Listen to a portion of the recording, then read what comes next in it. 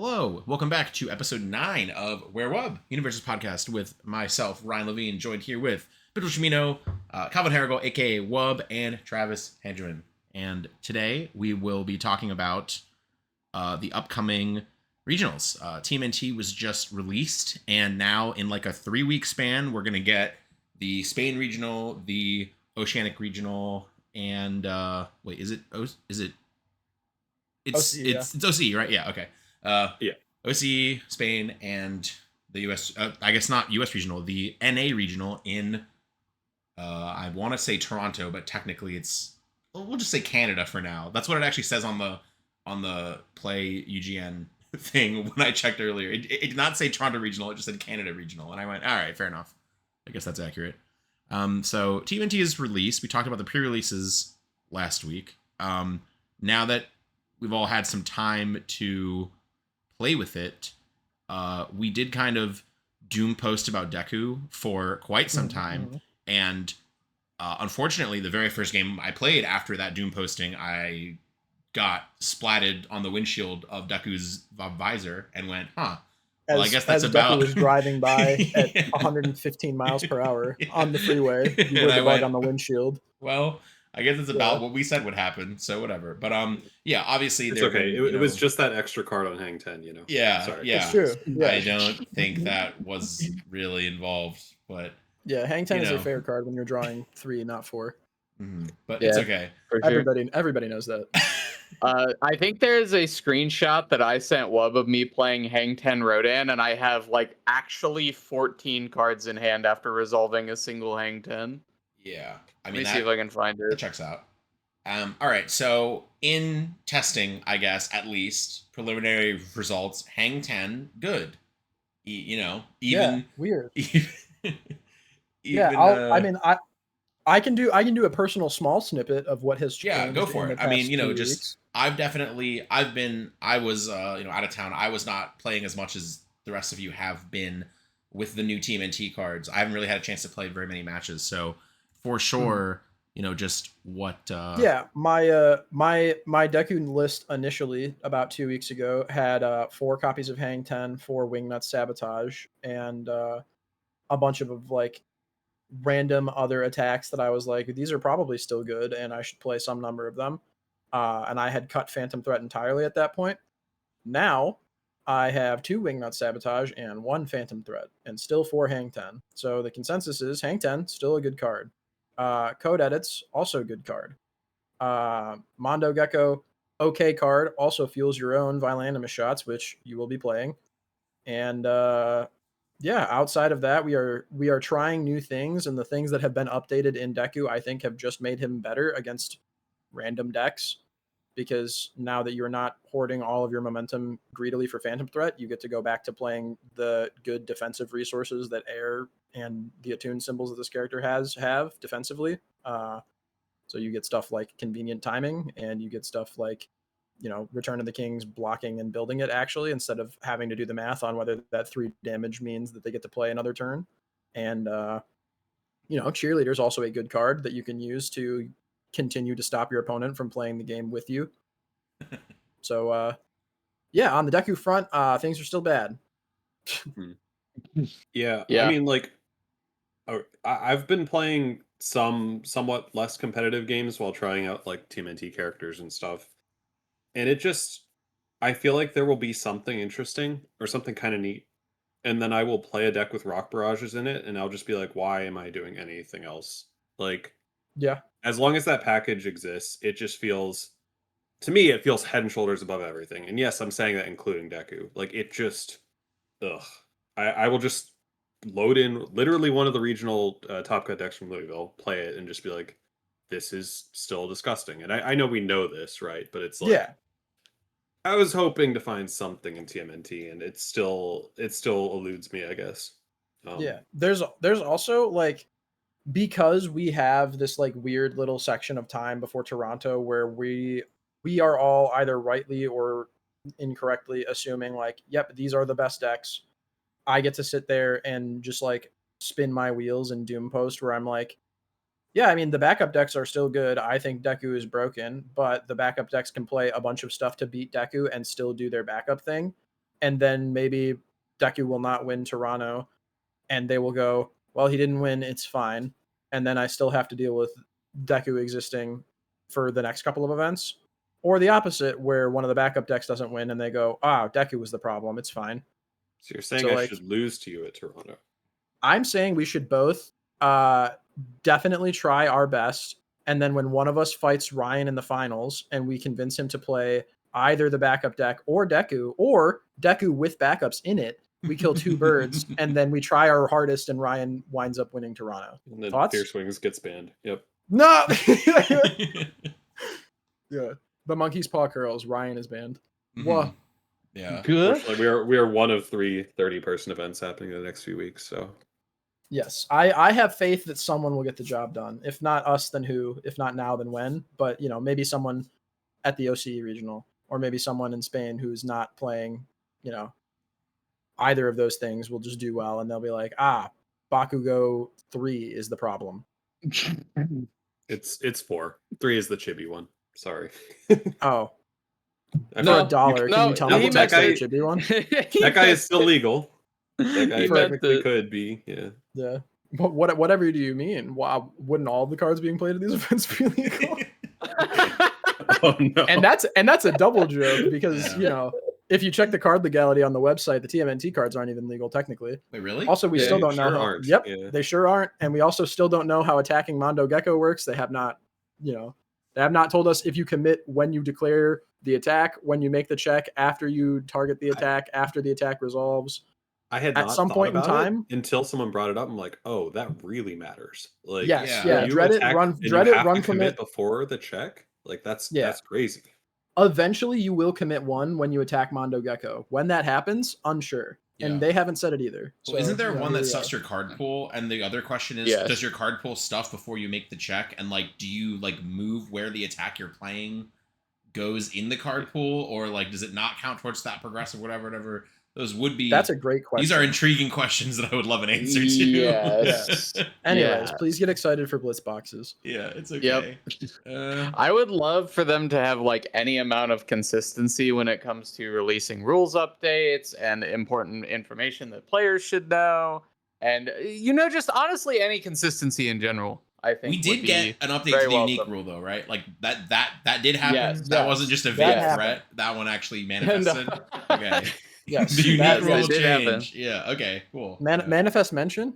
Yeah. Welcome to the Which, stage, Calvin Tahan. Yes. Still doesn't stop the infinites, but Yeah. that's okay. That wasn't the goal. The goal was never to stop the infinites. The goal was Oh, to no. stop you from talking about them. The historian with Tasty Riff is now stopped. But yeah. Yes. The one. We've done it. We've Yep. finally succeeded where every 80s movie villain has failed, and we have killed rock and roll. Yes. Cut off one head and 2 more will grow back. Yes. Patch 1 infinite 2 will grow back or something, whatever. Yes, 2 more will yes, of course. spawn in its place. I'm still convinced Equipment Heist might be bad, but even if it's good, it seems so much worse than 10 other options that we have that are available. So Yeah. However, You guys remember maybe the time- once we get rid of these things, maybe Equipment Heist will be good, but we'll see. Do you guys remember that time a few years back? Gosh, I can't even remember the name of the card, but it was being played and everything. And it was like a 5 diff, and I think it built something and maybe stun tude, and then we banned it because everyone was playing it. And it was really splashable. Anyways, yeah, I think the backup decks are really cool and interesting. Yeah. No, I It's agree. okay, there's no life symbol in TMNT, so Yeah, Well, of course. So that unfortunately then brings us to that's the issue is, I guess now is maybe a time to talk about this is so with, Yeah, no, this is fine. That was a the good best segue. with potentially the best cards being on life because of, as we said, the best backup support is probably on life, right? It's probably Life attuned, yeah. life Yeah, attuned. Well, it's life attuned. yeah. And so now with TMNT And not fire. having It's not really having life fire. Sure. Mhm. With TMNT not having any life symbol characters, your questions are, do I now want to play characters without the best support for arguably the best archetype being backups in the game? Or will I just ignore the new cards and continue to play my old ones? And unfortunately, I think we are heading towards the latter. Yeah, for they that, are for they that. are are marketing geniuses. They have printed the void symbol in the TMNT set to sell the hex cards so that you can beat the backup decks with Violin in a shot. Available in stores that UBS games are carried. Please buy packs of control. Potentially. Yeah. If you would like to play a Turtles character that can beat backup decks, they must have the void symbol on them. Or air. And probably be exclusively Donatello. Yeah, or evil. Not order though. But it's okay. What's the fourth? Oh, order. Order's yeah. not in TMNT. Never mind. Yep. That symbol got too much support previously. Smile. Yes. Oh yeah, clearly.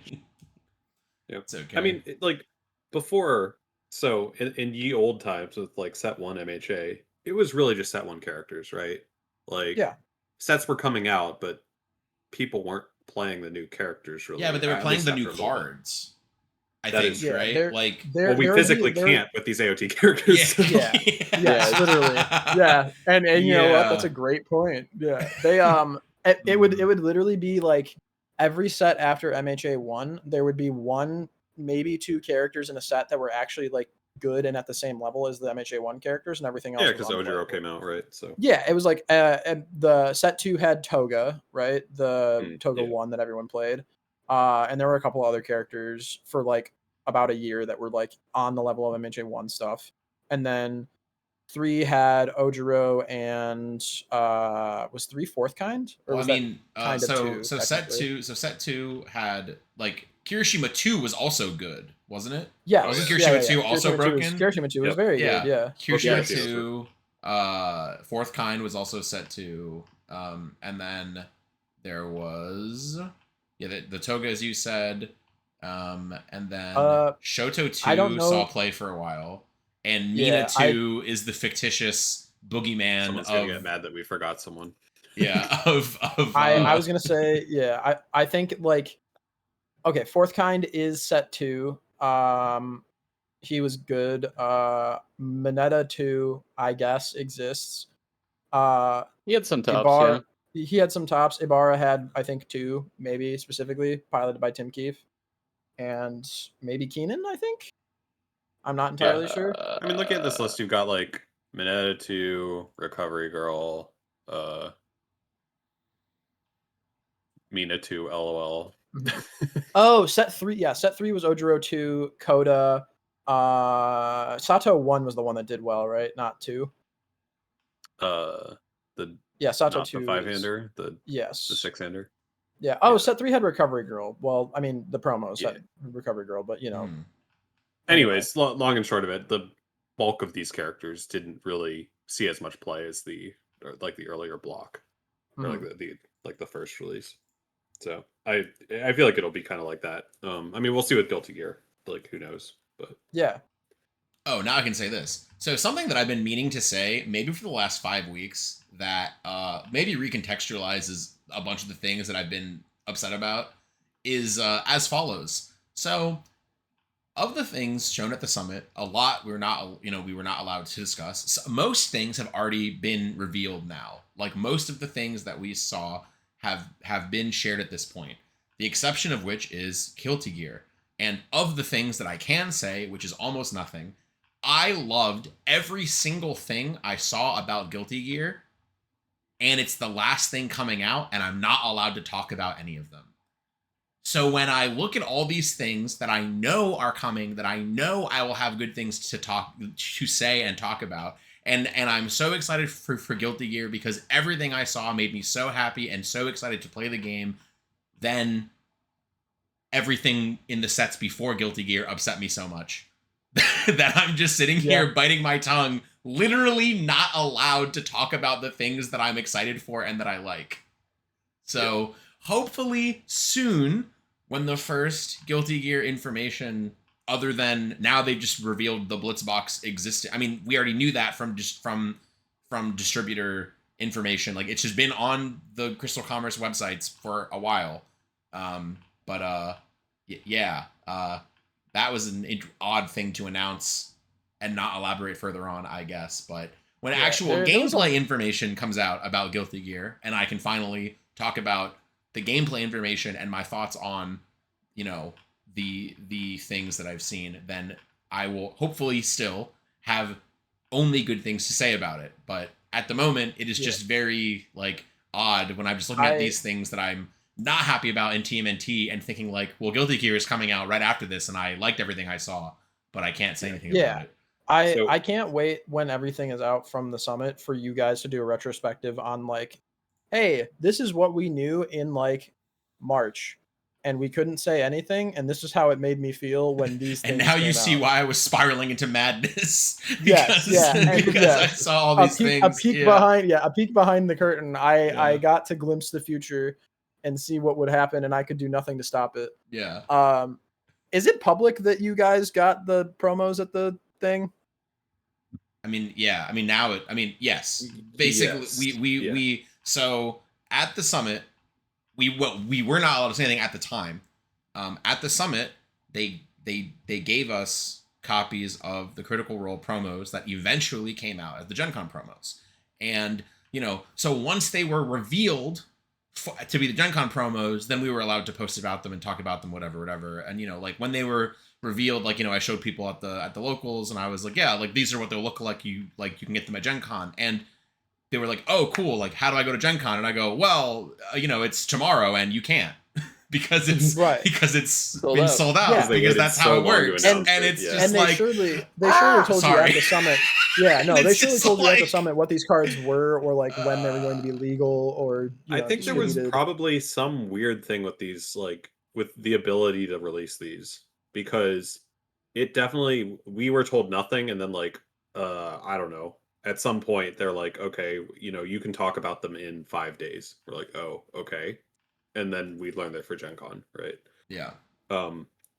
So yeah, I don't know, that was strange. I will say on the Guilty Gear thing, like I do share your excitement as well. I am especially excited with the fact that is not a dead zone for like competitive content. Like we have a Northeast regional after Guilty Gear. Yes. So we get to play with these cards. Yes. And it's not like Jetburn or something where there's just nothing, and then still Nats my petition to roll Jetburn into the 2024 season because it was not playable in anything until 2024. No, yes, all right. I just have to say that. It came out in November, but there are no events until February. Please, one more year of Hawks, please. Yes, yeah. If you tag Phil Birch onto your platform, he can tell you about why he thinks that Blood, Sweat, and Beer should have been legal for one more year because it got released right before COVID. Yeah. So, well. Yeah, Jetburn got released right before AOT. I don't know. Like, yeah, the COVID universes, the 2-year drought of AOT. Yeah. Can we get the symbol drought of Attack on Yes, Titan? yes, of course. God. The great symbol famine. Yes, literally. Yes, yeah. Even the characters lost one. Yeah, literally. On that day, Universes received a grim reminder. Okay. Yeah. So, I guess to circle back, do we think any of the TMNT characters will actually see play at these regionals? I think people will try them. Yeah. They might. I think that like let's call a spade a spade. Mm-hmm. There will not be as many people as we hoped probably at the Toronto regional. Yeah. So, I think it is reasonable to expect a lot of things to just be there because the people that can actually go via like whether or not like the Air Canada strike is like affecting how people get there, or like mostly people who are like in driving distance. Also. That actually might affect something. So currently, as of this weekend, it is currently, not to expose us, but it is August 20th. We're recording this. This is the one and only time you will get a hard confirm on when we're doing it. So we'll believe that. Yeah.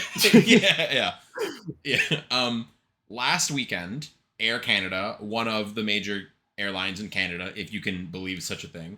Maybe the main maybe the main airline in Canada went they had a large strike because the union and the representatives of the company could not come to an agreement, and there was a huge walk-off that began Friday morning, the 14th 15th, whatever day that was. Hold on a second, we have calendars. I can check. 15th. As Ryan made his hasty exit from the country, the strike started. Unrelated, yes. Surely. So I was in Vancouver this weekend, unrelated to Universes, and I saw the airports, like it was crazy. Like all the cancellations, like so many, like it was wild. And as of right now, to the best of my knowledge, the strike is still continuing. And I had friends in Vancouver that were stuck there and rebooking their flight. Like, they were in Vancouver because they arrived on Thursday and their return flights got canceled. And that happened to so many people that every single plane ticket to go anywhere was just $3,000. Like, to go literally anywhere. And some of my friends who even live in Canada, like they live in Toronto and the event we went to was in Vancouver, they flew to like Seattle just to get out of Canada and then fly back on a different airline like That's to so get crazy. home. Didn't And it's just Jesse like have to sell his like trophy in order to get a flight home yeah, it was or something? It was like that's crazy. yeah. It was the Twitter thread of like, hey, does anyone in Canada know how I can get home without spending $3,000? And then Yes. every suggestion is, have you tried this? And he goes, that is $3,000. And they go, have you tried this? And he goes, that is 12 and a half hours of driving. And they go, have you tried this? And he just points back at the chart. And it's like, yeah. and so the answer was no. Yeah, but... the answer was no. Yes. So if the strike, like 2 weeks, I think the event is in 17 days from now. That's not a short amount of time. And while, yes, like it could be resolved, it's possible it's just not. Like, it's very possible that the strikes just aren't resolved. I am not booked for Toronto on Air Canada. Wub is. So I do not believe mine will be effective, but affected, but his could be. And anyone else traveling from, I actually think people who live in Canada will be affected by this more because they are more likely to have booked with Air Canada. Like, I did not book on Air Canada because I do not live in Canada. If somebody traveling from anywhere else in Canada is just booking a domestic flight to Toronto, I feel like it is much more realistic they would have booked Air Canada and their flight could be affected. So we'll see if that affects numbers even more. I don't really like, if the major airline of Canada is still shut down, it would be very unfortunate if the only participants of this tournament are just me, Calvin, and you who drove, and like people who live there and just like drive to the event. Like the people who attend the locals. Like, it would be really unfortunate if it's just a literal 12-person event because the airline is shut down. Literally, that would be insane. Currently, there are 23 people registered. And by that, I mean, actually, I lied. It's 22 because one of them is unregistered. I will go, like, give or take, probably 10 people will show up that are not currently registered that maybe, like, live in Canada or just haven't registered yet. And then I'll subtract, like, pre-strikes. I'll do a conservative estimate of, like, maybe 3 of these people don't actually wind up attending or registering. So, like, we are slotted to be at top 32 for entering the room. Yeah. With a likely cut to top 8, just so that we can have a top cut bracket. It should probably have just be a top cut to like 4. Or honestly, maybe just Swiss and then standings realistically, and let's get everyone home. But Swiss and then standings would be crazy. That would be insane. Oh, with 32 people in the tournament, is that not just the correct call though? I think it's I think we still go to 4. I think you. Okay, that's fine. You keep Under going. 32, I'll check the policy. I'll check the floor documents that I spent hours studying this last week. I just think it's so crazy that literally anyone showing up to this event that is like remotely competent is getting like 100 points for no real reason. But like, you don't have to be remotely competent. You have to be there, and you get to go to Worlds. Sure. So you get enough points to go to Worlds just by being there. But like it. I think more specifically, it really sucks for people that are in the top 8 and can't be there, because if you get knocked out by someone that went to Canada and your flight doesn't get paid for and UVS isn't paying for your anything anymore, that is ass. That feels so bad. It's like, I couldn't. Can you think of anyone in that situation, Travis? Or like, I yes, I certainly can. I certainly can. He might be in the room with us right now as we speak. Damn, Wub, you didn't tell me you were down that bad. If you need help with your flight. No.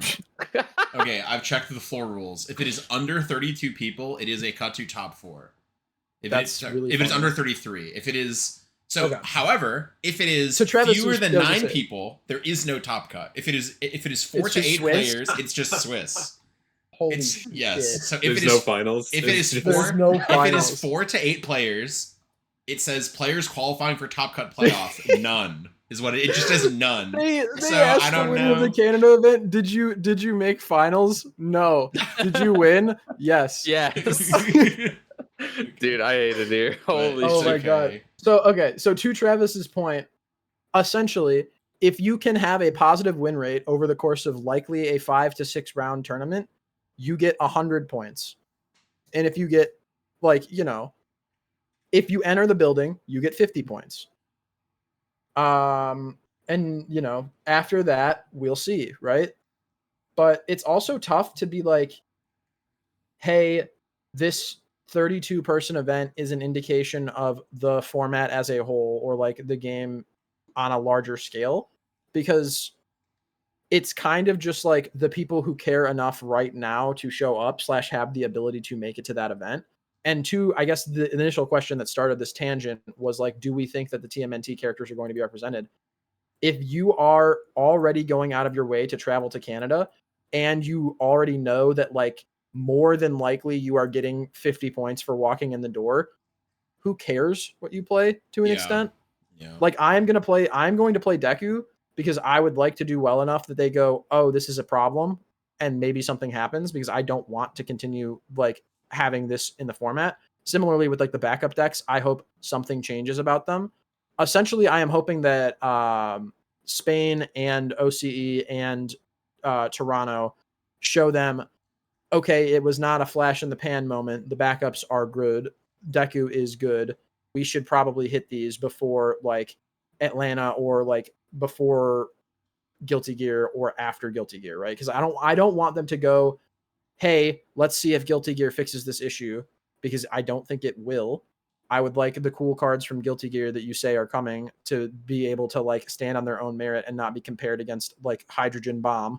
So I would like to play. I would like a slight reset or refresh, because I think something we talked about earlier off pod was, and by off pod I mean in the 15 minutes we were talking, which probably is better podcast content that we should have been recording for. We were like, a lot of people are very fatigued with the game right now specifically, and like I think part of that is to do with the fact that the bar for every other deck that is cool, or any other thing that people want to play that's interesting to clear, is like the floor of that bar, depending on if you're listening to like my opinion or Wub's opinion, is either Deku or the backup decks, and the ceiling is whichever one of those two you think is the better, right? So like if your character is not at least this tall, you cannot play your fun April O'Neil deck. You cannot play your Bishop deck that has a really neat thing going on that dies to a Titan pile. Like, Yeah. it's just really lame. Yeah, I mean, Yep. well, let's have Wub go first, but yeah.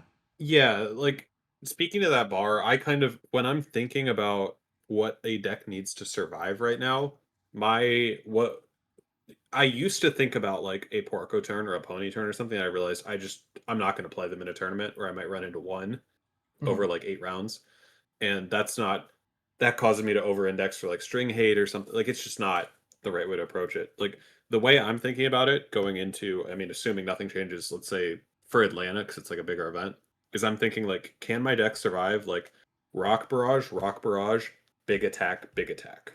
If my deck has tools to survive stun 6 plus 2 giant moves with like 8 to 10 speed each, I'm probably in a good spot defensively. And then at the same time, on the flip side, you have to think about like, do I have play into build 30 mid 30 flash Deku, right? Yeah. Those are like the two like sort of higher axes of interaction that I'm thinking about when trying to figure out if the deck that I enjoy that beat my friend in a TTS game is like actually something I want to work on for in a competitive sense or not. Right. And it's tough because like we have friends who are like, hey, I'm thinking of going to this event, or like I'd like to go to this event. Do you think that this character or deck or archetype has legs? And we go, well, can it clear these checks, or can it clear these like bars? And they have to either go, yes, but I have to do so many like back bends and like ways around this that my deck is like not even similar to what I started with.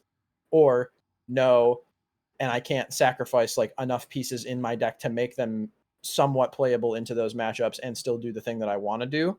So it's like it just kind of sucks, and I wish it didn't suck. Yeah. I don't disagree with that at all. I think that, and I made this point on Facebook to the post talking about like how the issue with the game is we need more IPs, which I don't agree with.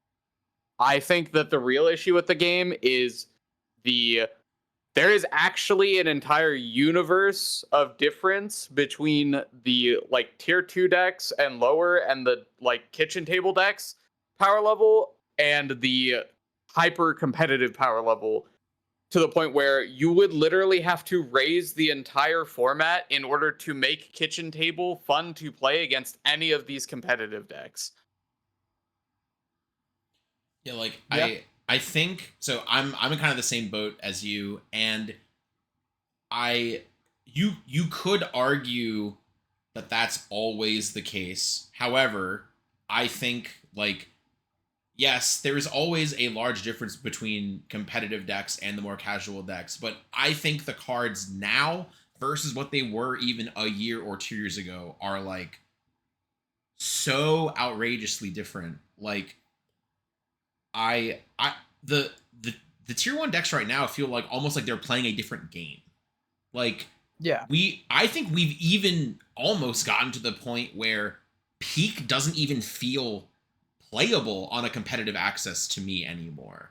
Like Dude, when we compare even a couple months ago where AOT3 just came out. Okay, Peak is the character that puts the most stats on cards. Peak had a dominant performance at the first event. And then once people got more time to like lab and really like break these decks that are just playing the game on different like axes, it's like Peak is too fair. Like Peak putting 3/3 on your move by sacrificing 2 foundations is terrible compared to what some of these characters are doing. It's crazy. Here's a crazy comparison for, I guess, the old heads, quote unquote, at this point, I guess. Ojiro was unrecognizable after doing well at an event for giving 3/3 to every move after his second or third attack. Yeah. Peak just does that, and I go, yeah, 3/3 on every attack is like basically the norm. Like you gotta sacrifice two. Yeah, I expect every attack to have at least 3/3 worth of stats on it. Sure, Ojiro did it for free, but he didn't do it as fast, and like Peak has ways to offset her costs, right? Yeah. We talked about this like I don't know 4 or 5 podcasts ago when we were like, how many drink counters does Jamie need to be? Yeah. And we were like 3 seems like the point. Yeah. I think Jamie's got to 3 counters at the regional, and like the highest placing one was like 33rd or something. Like it So definitely didn't perform. Yeah. To fix the format, we should drink more, is what you're saying. Yeah, but I mean, I'm sure that works. Yeah, a big reason for what I think is like, or for why I think this seems to be the case is like the staple cards. A lot of the staple cards, like the low rarity uncommons and commons, that were just in a lot of decks, that were just the glue of how a lot of these decks functioned, rotated. They were from sets 1, 2, and 3, where all the best low difficulty foundations were, in my opinion. Or where a lot of them were. I mean, now the landscape has totally changed with so many attuned sets and so many decks look similar, yada, yada, yada. We can go on that, we can talk a lot about that, but the numbers on a bunch of these cards have just been getting worse and worse and worse. Like if we look at the 1 diff and 0 diff foundations, you won't find any of the 0 diff foundations, but if you look at the 1 diff foundations, you will see, I think, like, the block mods getting worse, like, over time, and you'll see these strictly worse versions of, like, set 1, 2, and 3, of just, like, MHA set 1, 2, and 3 cards, that, like, the only good cards in your deck are the gimmick synergy cards that you have, basically, or the only good foundation in your deck, like, for the most part. So when we see these decks that are really relying on backups, oh, well, they have these crazy high value, like, backup synergy foundations, or they just ignore the fact that the spam foundations are bad by just having character effects that manipulate their checks using backups that are good, right? So it doesn't matter. And we see Mimic doing this too. And Mimic got eroded into the sun, and we still saw it top.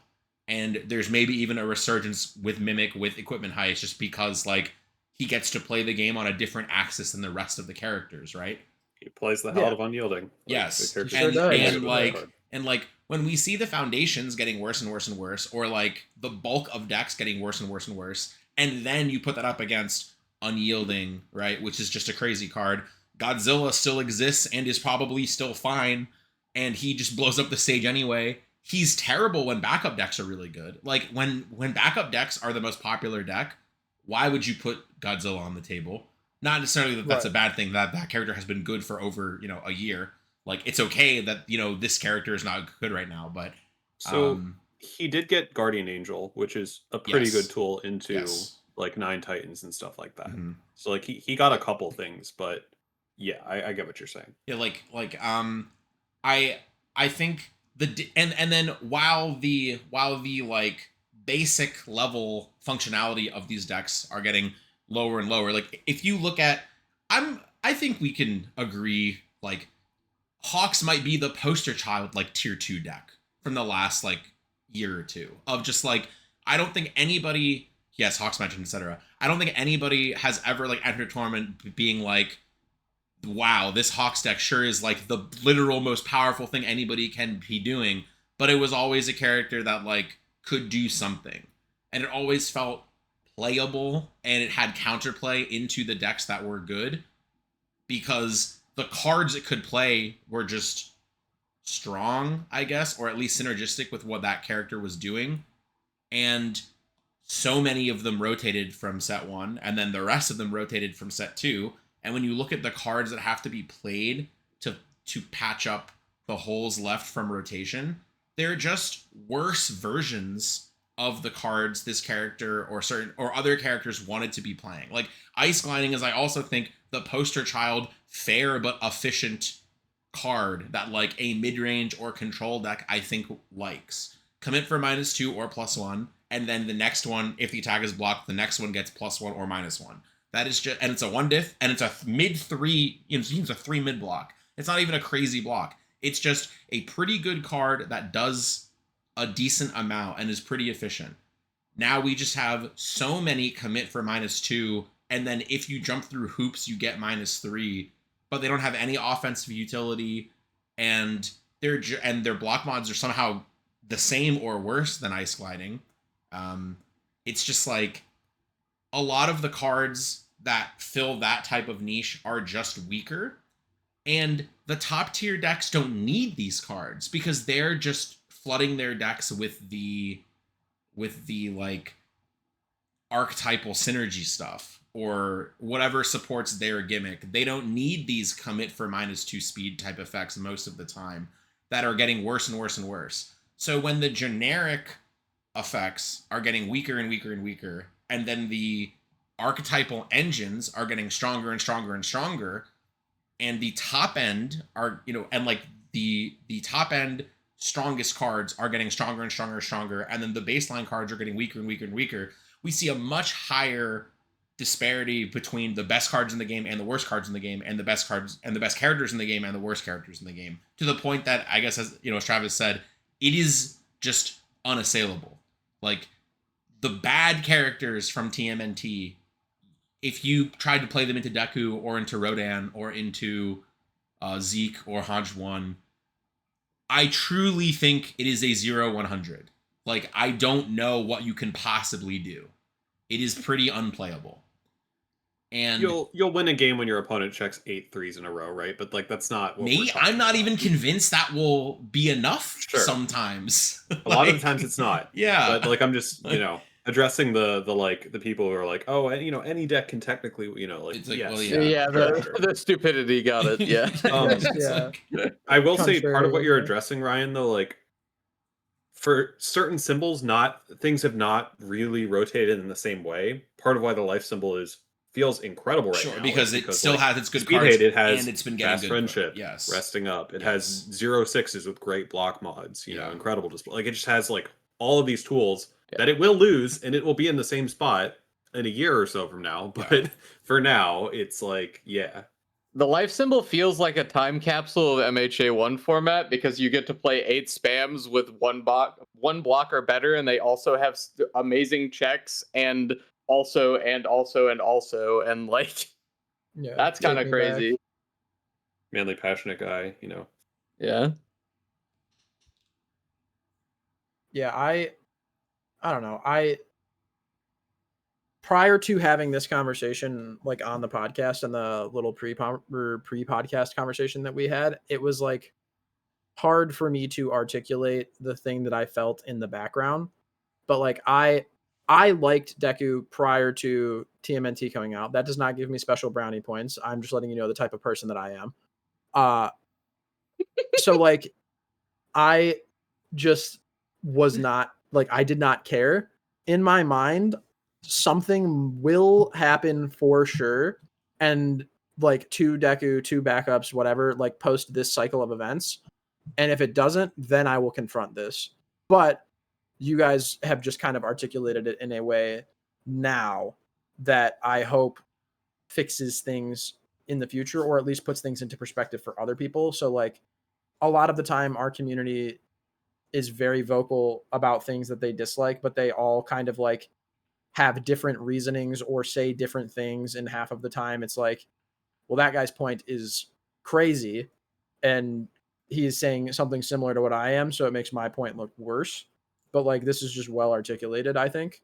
So I would like to submit this and nail it to the front door of UVS games and have them read the 99 thesis or whatever. Yeah. I thought of something else while you were talking. And speaking of the life symbol again and it being a relic of like what feels like MHA1 design, if we are going to move away from having good spam, like if we think that spam is quote unquote the devil, and we're just going to allow the life symbol and whatever other symbols those cards exist on to have these 0/6s with amazing blocks, that is an inherent advantage over other symbols that, like, if they move away from spam design space and they don't print them, then why would I not play the life symbol? Why? Literally, I am putting myself at a disadvantage if I am not playing the symbol that has 8 0 diffs with good blocks, right? Yeah. I think they like seeing the symbol, you know, the symbols rotate around a bit for sure. Like I remember something about chaos before rotation and you know their article mentioning that like the chaos spam rotating would affect that. And to an extent they were right, but I think um part of the problem with it also is like when you rotate symbols and like the life symbol feels great and then no life symbol characters come out, then it just kind of you just have people just playing their same old thing, right? Like why would I get TMNT if I'm playing, you know, Zeke or War Chief? Correct. Like Right. and that you know, that's kind of it's not very fun in the spirit of like new things coming out and innovating and deck building. I mean, it's also just worse from a business perspective, right? If all of those You would think, players right? are Yeah. like, yeah, I'm not going to buy this set because I don't play anything on these symbols. Well, Then like, if oh, TMNT was an incredibly powerful set, it would be good because, or not good, Yeah. like from their perspective. Oh, well, Zeke won the last event. You cannot play any of the TMNT cards in the Zeke deck. They have to buy new cards. Well, if they're all weaker than Zeke, you don't have to buy new cards. Unfortunately, right? Like that's I that's also- where yeah. like that's where I also like, think that's the issue. it's weird. It's weird because like they're coming at it from like 2 different angles where they keep going, hey, here's a new IP, and then people keep getting baited, like you were saying, into, oh, this is the new IP card game. And then everyone goes, oh, wait, there's more stuff in this game. Do I have to play those cards? More often than not, the answer is not only do you have to play them, the cards you just bought are not good. Yeah. Yeah. Oops, sorry. And then the people who are playing the game already are just going to make the same order that they do for every set. Like, there will be pockets and groups of people who will just order 1+ case of whatever set, whatever IP, till the heat death of the universe, or until they stop playing this game, and like whichever comes first. And for everyone else, there is, oh, I can't wait to play the like Godzilla card game, the Critical Role card game, the Star Trek. I'm sorry, I'm not trying to do like chronological order, and I'm pretty sure I got that wrong already. But like for all the people that are buying in specifically for these IPs and then realizing after the fact, like I would say probably 75% of those people will not continue to buy stuff because they'll be like, "Oh, I got tricked." But Yeah. they already bought the stuff, and the people that were already going to buy stuff are buying things. And like, I don't know, people are like, I'm pretty sure Critical Role did like gangbusters numbers, even though on release that set was like lower powered. It has scaled slightly better now, uh, but only because it has like 2 or 3 cards that are very efficient at like dealing with backups or just good cards outside of Critical Role. Period. Right, and like that is the one time in the past like handful of sets where like you can go, yeah, no, that one was fine to buy a bunch of. It was not fine to buy a bunch of any sets besides AOT for the past while because those are the cards that are just like incredibly pushed and will be good. All of the other products are like fine, or they will have cards that you can put in your AOT characters. Is it Yeah. typical for new boxes to drop to $60 and just kind of sit there? Like I just did a quick experiment where I was looking back at the old sets and like all the Attack on Titan ones are like $60. Exandria is 80. TMNT is already 60. Not Yeah. really. I I want to mean- say they're like usually $70 to like 80. The early MHA sets is- were worse because that was a whole different like overprinting issue that I'm sure there are Yeah. historians that know far more than us about the logistics of MHA sets 1 through 3 that can explain exactly Yeah. where the, you know, where the problem started. But I mean, I don't know. It's like the box price I think for Universes is pretty healthy on the secondary market of that, like the supply is there, so you do not have to buy them for like above MSRP Pokemon levels, right? Like you're not paying $140 a box for a new set, you know, Yeah, like just out of print. Like yeah, you, just it's just like and then at the same time it's not the Yu-Gi-Oh oversaturation issue where they print so much of the product that even the newest set can be under distributor cost and stores just can't even sell it because the product is so cheap unless the set is absolutely disgustingly broken. And then when the set is disgustingly broken, it is attainable for 1 week and then it is sold out everywhere. And then the boxes are double MSRP and no one has the cards and everybody is sad anyway. So like, okay. I think Universe has a pretty healthy box like availability and price as far as the peaks and valleys of the popular TCGs go right now. I think they're in an okay spot with like if somebody wants a box, they can buy it for a price that is fine. And the store can sell it for a price that does not lose them money, which is important. Yeah. Sorry to interrupt. You said something about popular TCGs, and it coincided with a thought I was having. So Mhm. another thing that's really weird about how they do things as of current is the IP choices they are making, specifically AOT and Godzilla, right? Like these are things that are in other more popular card games, or at least in the case of Godzilla, I think it was Bushiroad recently just made their own Godzilla they game. just released, yeah. It just came out. And like the truth of the matter is when someone looks up when you pull in players using this, oh, this is the X card game method, and they look up, oh, well, Godzilla card game. We are not going to be the first thing that shows up. We are going to be below any other company because we are a small game. So like for example, if someone looks up Attack on Titan, they're going to see Weish Wars and Union Arena before they see our game. And that's not good for business. That is not good for advertising, right? Especially when they hardly already advertise their products. Yeah. I mean, I think it's tough also because they tend to like the hopping of IPs so much, like, and then the inability to advertise them next to each other because of licensing agreements. Like, I don't know. I think it just makes it very difficult to. Which like Union Arena even- does it. So I guess I don't understand like what you know what I mean? Like I don't know. So I don't know. I guess I'm kind of curious about the limitations from all axes on that one, but like if you know at Gen Con there were these big Union Arena banners that had every single IP on them. You know, I mean, sure, it wasn't like it wasn't like Aaron shaking hands with Yusuke, but like they were on the poster together, Right? right? Yeah. You know, which like I guess is fine. A lot of the definitely marketing like for it. the Challenger series had the Cowboy Bebop and Trigun brands, Yes, right? Like those were next to they each other. positioned them as like who's the stronger bounty hunter? Find out by buying the decks and playing them. Neither, I guess, neither of them are very good characters, but it's okay. Spike was fine, I guess. Spike, Wolfwood. yeah, Wolfwood. I don't know, but it's okay. Falling Heel Strike, yeah. Anyways, Hey, Spike won a regional. technically. Hmm?